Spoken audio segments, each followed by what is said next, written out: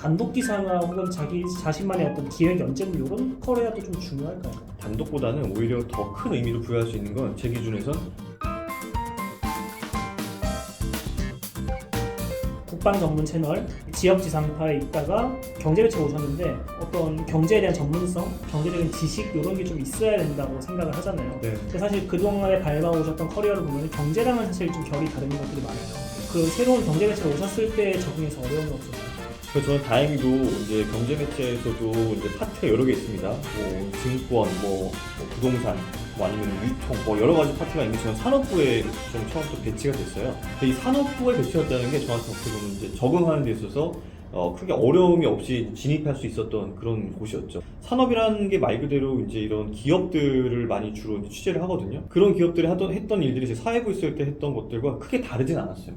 경제 매체에 오더라도 그런 쪽으로 제가 취재를 하고 취재원들을 만나고 하는 거에 있어서는 크게 어려움은 없었기 때문에 그나마 다행이었고, 그리고 제가 이제 국방TV에서 있었던 그 커리어들이 저한테 굉장히 도움이 많이 됐거든요. 제가 방산 쪽 분야를 맡다 보면서 방산 기업들을 취재하는데 제가 했던 그 인맥들, 이 컨택 포인트들이 거의 고스란히 가지고 있었던 거예요. 그리고 모르는 것들은 제가 이제 또 뭐 국방TV에 있던 뭐 선후배님들께 제가 좀 이렇게 좀 문의를 드려서 또 잘 연결해 주세요. 근데 이런 것들이 막 다 되다 보니까 결과적으로는 제가 커리어를 쌓아 나가는 데 있어서 굉장히 도움이 많이 됐죠. 맞아, 저도 좀 기자 생활 하다 보면서 공감이 되는 건데, 내가 그 분야를 이제 더 이상 안 해. 저는 이제 교육 쪽을 전공했는데 취재를 하면서 또 교육 산업과 관련된 얘기를 할 때는 또 예전에 알았던 사람들이랑 전화도 하고 다시는 뭐 되게 접점이 없을 것 같은 사람들과도 다양한 루트로 다시 연결이 되고 하는 걸 보면서 좀 세상이 좁다라는 생각도 들고 한 번 알게 됐을 때 좀 잘해야겠다라는 생각도 한 번씩 들고, 그 사람들 또 만나, 진짜 어디 가면 또 만나. 그러니까 그리고 빌런들도 또 만나는 거예요. 그럼 지금까지 기자 생활을 하신 게 몇 년 정도 되셨죠? 2010 이제 2년부터 했으니까요. 한 10년이 좀 넘었죠. 10년. 예. 와, 12년이 벌써 10년 전이에요. 그렇죠. 진짜. 시간 참 빠르죠. 그러니까 올해도 벌써 또 끝나가잖아요. 예. 또 아저씨들이 보통 이런 얘기 하잖아요. 시간 너무 빠르다고 하는 게. 근데 이게 진짜 빨라요. 눈 깜짝하니까 올해 벌써 1년 다 갔더라고. 그리고 이제 우리 회사에서 오셔서 되게 돋보이셨던 게 자동차 관련된 컨텐츠를 좀 오래 하셨잖아요. 시승과 관련한 컨텐츠도 자주 쓰시고 자동차에 대해서 좀 취미를 갖고 계셨던 게 기사를 쓰는데 좀 도움이 됐던 건가요? 그게 되게 많이 도움이 됐죠. 진짜 태어나서 거의 한 뭐 3, 4살부터 차를 너무 좋아한 거예요. 근데 뭐 많은 친구들이 좋아하잖아요. 근데 그게 전 꾸준히 이어졌죠. 보고 있었고 이제 정보들을 계속 이제 습득했던 것들이 나중에 이제 제가 출입을 하게 되면서 현대차의 어떤 뭐 행사를 갔어. 이 차에 대한 설명을 하고 있어. 기자들 질문 받습니다. 뭐 이런 일이 있어요. 그때 질문을 할 때 내가 알아야 질문하잖아요. 그분도 디자이너야. 그 디자이너를 꿈꿨던 사람으로서 거기에 맞는 뭔가 또 하나를 또 질문을 더 할 수 있잖아요. 그러면 이제 그 질문에 대해서 뭔가 남들은 하지 않았던 질문을 난 또 할 수 있고 답변도 더 풍성하게 받을 수 있고, 제가 지금 채널을 또 저도 이제 하나를 또 운영을 하고 있어요. 이제 TV 기자라는 채널인데 차라는 모든 것을 다 다루고 싶다. 네, 그래서 채널을 만들었고 차주 인터뷰도 하지만 뭐 전기차, 그다음에 뭐 내연기관차, 할 것 없이 전반적인 그런 차에 대한 내용들을 다루고 있습니다. 예, 취미와 어떻게 보면 이제 일로 이어지니까 이게 조금 더 내가 더 이제 해볼까? 라고 생각하는 부분도 있어요, 솔직히. 예. 그러니까 본인이 좋아하는 분야를 또 함께 취재하면서 기사까지 쓸 수 있다고 하면 그 취미랑 일이 일치가 되는데 약간 덕업일치 약간 이런 느낌이 돼서 좀 더 시너지가 나는 느낌도 있었던 것 같아요. 이게 시너지라는 게 뭐 별다른 게 아니라 내가 관심이 있고 조금 더 그래서 이제 아는 거를 뭐 이 일에다가 기사에 잘 녹일 수만 있으면 그게 이제 시너지가 날 수 있는 부분인 것 같은데, 개인적으로 취미로도 알고 있고 막 이런 것들에 대한 부분들을 많이 녹였고, 그리고 카메라 촬영 장비를 들고 현장 가서 제가 이제 막 촬영도 하거든요. 근데 그런 것들을 예전에는 이제 ENG 카메라 이렇게 막 되게 근사한 그럴싸한 카메라로 찍은 것들 외에는 이제 편집이나 이럴 때 넣지 못했단 말이에요, 잘. 근데 요즘은 분위기가 너무 바뀌어가지고 내가 휴대폰으로 급하게 찍은 것도 곧바로 이게 뭐 기사에 실리기도 하고 막 그렇단 말이에요. 그래서 어떻게 보면 또 현장감 있고 사실감이 있으니까 그렇죠. 예, 더 생동감 있게 보이고 그래서 오히려 더 좋은 평가 받은 경우도 있고. 앞으로 좀 기자 생활, 뭐 우리 회사가 될 수도 있고 혹은 유튜버가 될 수도 있고 기자 생활에서 좀 목표가 있다면? 목표라기보다 전문 기자라는 그런 분야를 더 활성화를 했으면 좋겠다. 기자들 하면 이 커리어를 보통 이제 계속 1년차, 2년차 뭐 이렇게 쌓이면서 이제 그 해당 부서에서 다른 데로 이렇게 돌리거든요. 스페셜리스트보다는 제너럴리스트를 주로 만들려고 해요. 근데 그 이외에 이제 어떤 스페셜리스트가 바로 이제 전문 기자인데, 이런 전문 기자 영역을 가면은 어떻게 보면 오타쿠 되는 거야. 난 이것만 그냥 드립다 파는 사람이 되는 거죠. 전문 기자를 선호하는 분이 계시다면 오히려 그쪽으로 좀 더 계속 파서 그런 쪽으로 루트를 만들고, 유튜버나 마찬가지예요. 지금 유튜버 정보를 전달하는 유튜버들이 오히려 더 기자의 역할을 더 많이 한다라는 생각이 들거든요. 맞아요. 근데 그런 것들을 우리가 비난하고 비판할 것만 아니라 쟤네들의 그런 노력이나 능력을 조금 더 우리는 받아들일 건 받아들이고, 그리고 배울 건 우리도 배워야 돼. 네. 그들한테 뺏긴 영역을 우리도 약간 덕후가 돼서 좀 다시 찾아오는 것도 전문 기자들이 할 수 있는 영역이죠. 그런 것들을 조금 이제 탄탄하게 다져서 우리 언론사가 조금 더 긍정적인 그런 좀 이런 사이클을 좀 만들고 이제 이쪽을 좀 빌드업을 할 수 있는, 그게 제가 이제 언론인으로서의 목표인 것 같아요. 저도.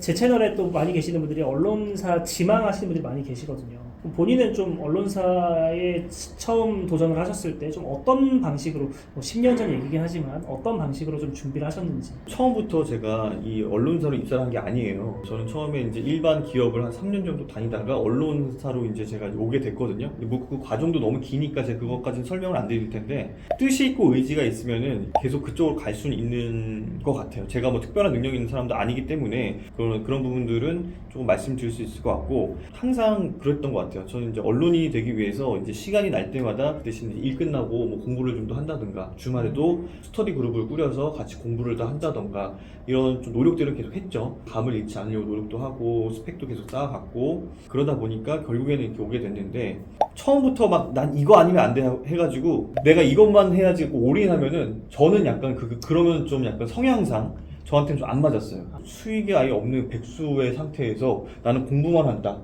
그랬을 때 아마 저는 더 부담을 느껴서 불안하죠. 더 안 됐을 것 같아요. 네, 잡생각도 되게 많아졌을 것 같고, 근데 오히려 직장 생활 하면서 그 이외에 나의 그 개인적인 시간, 이 시간을 쪼개서 제가 뭔가를 준비했다는 게 저한테는 한편은 그 위안이 있었고, 내가 지금 만약에 이게 뭐 당장 안 되더라도 괜찮아, 어차피 지금 생활은 유지할 수 있고 거리가 있고 언젠가는 내가 또 이거를 계속 하다 보면 되겠지라는 그런 희망, 그게 동시에 있다 보니까 슬럼프를 막 깊은 슬럼프에 빠질 수 있는 그런 시간들이 그렇게 많지는 않았던 것 같아요. 도전하는 데 있어서는 오히려 뭔가 적을 하나 두고 내가 그거에 대해서 준비를 하는 것도 심리적으로는 굉장히 많이 도움이 됐던 것 같아요. 물론 금전적으로 도움이 됐으니까 심리적으로 도움이 됐겠죠. 그리고 또 이제 많이들 고민하시는 게, 지금 한 1, 2년차 젊은 기자들께서 지금 매체보다 좀 더 좋은 매체로 가고 싶다, 뭐 예를 들어 조그만 신문사에 있다가 나는 방송으로 가고 싶다, 이렇게 이직을 하고 싶은 수요들이 많을 거예요. 내가 뽑혀서 가기 위해서 좀 이런 것들을 준비하면 좋겠다, 주니어 기자일 때부터 이런 거를 준비하면 좋겠다,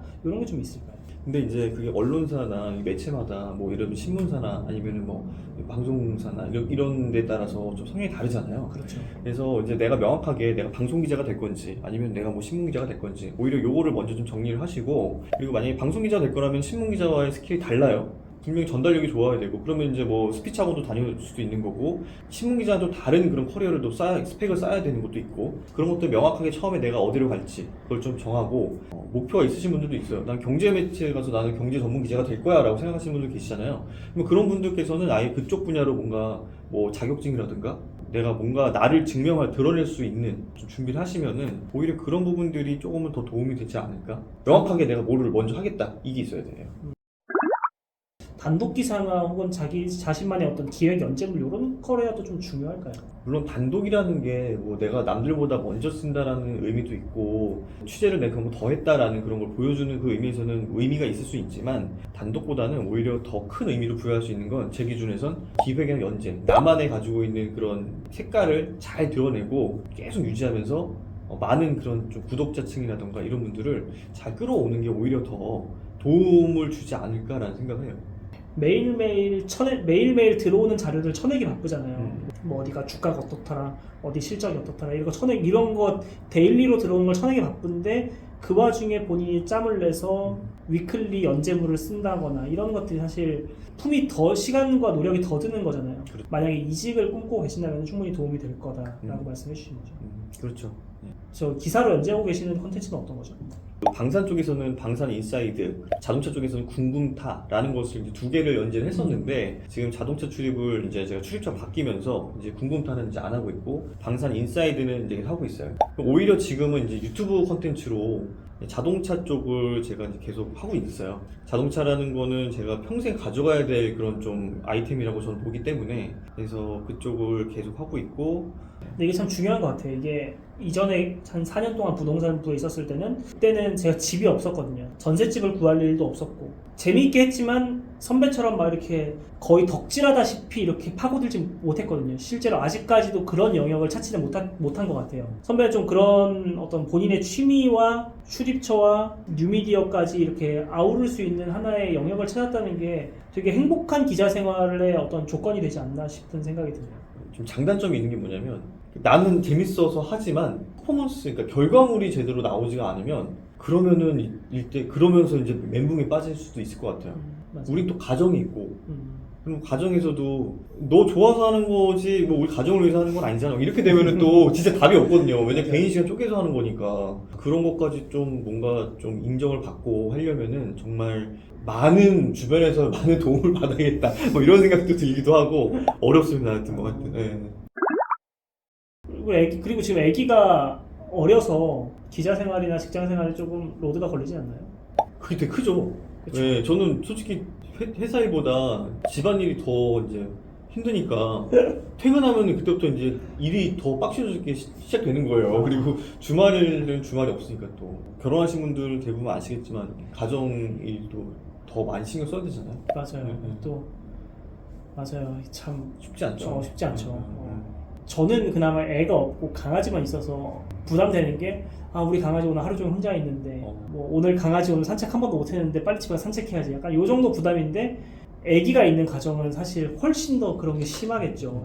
저는 이제 뭐 애가 한 명이니까 뭐 그렇지만 두세 명 있으신 분들 이런 분들은 정말 존경할 부분이죠. 맞아요. 저렇게 하지? 막 이런 거. 그러니까 그분들 보면서 막 눈이 왜 이렇게 퀭해? 막 이런 거 있잖아요. 표정이 막 이렇게 안 좋아? 이런 거를 물어보지 말았으면 좋겠어요. 당연한 거예요, 그거는. 그분들 물어보지 안 봐도 뻔해. 잠 당연히 못 잤지, 당연히 뭐. 제가 말 그대로 물리적으로 힘든 거구나. 너무 힘든 거예요. 그러니까 그런 거 묻지 마시고 그냥 옆에 조용히 커피 한 잔 사주시거나 이렇게 뭐 비타민 챙겨주시거나 이러면서 그냥 좀 챙겨주세요. 그렇게. 네, 아무튼 오늘은 저희 선배 기자인 송민아 기자님을 모셨는데요. 일반 직장도 다니셨다가 매체도 한 몇 번 옮기셨고 좀 이제 이런 이직에 대한 걸 좀 주로 여쭤봤습니다. 이직을 준비하고 계신다거나 혹은 지역 매체에 도전하시고 싶은 분들은 오늘 좀 컨텐츠를 많이 참고하시면 좋을 것 같고요.